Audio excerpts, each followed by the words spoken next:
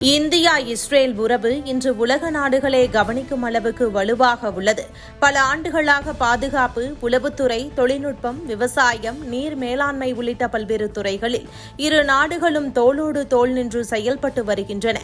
குறிப்பாக பிரதமர் நரேந்திர மோடி ஆட்சிக்கு வந்த பிறகு இந்தியா இஸ்ரேல் உறவு புதிய உச்சத்தை எட்டியது.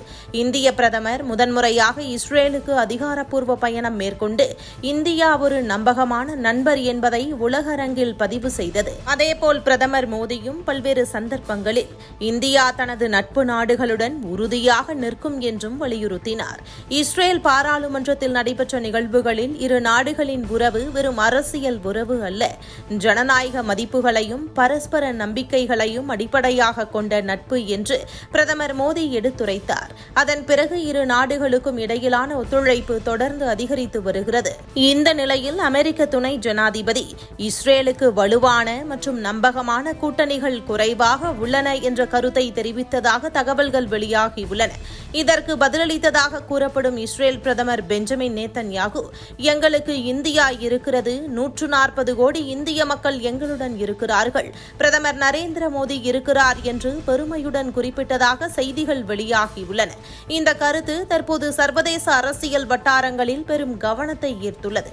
இந்த ஒரு கருத்தே இந்தியா மீது இஸ்ரேல் வைத்திருக்கும் நம்பிக்கைகளையும் பிரதமர் மோடியின் தலைமையின் மீது அந்நாட்டு தலைமை கொண்டுள்ள மரியாதையையும் வெளிப்படுத்துவதாக பலரும் கருதுகின்றனர். உலக நாடுகளுடன் இந்தியா கட்டியெழுப்பியுள்ள நட்புறவின் வலிமை சர்வதேச அரங்கில் இந்தியாவின் செல்வாக்கு உயர்ந்திருப்பதற்கான ஒரு எடுத்துக்காட்டாகவும் இது பார்க்கப்படுகிறது.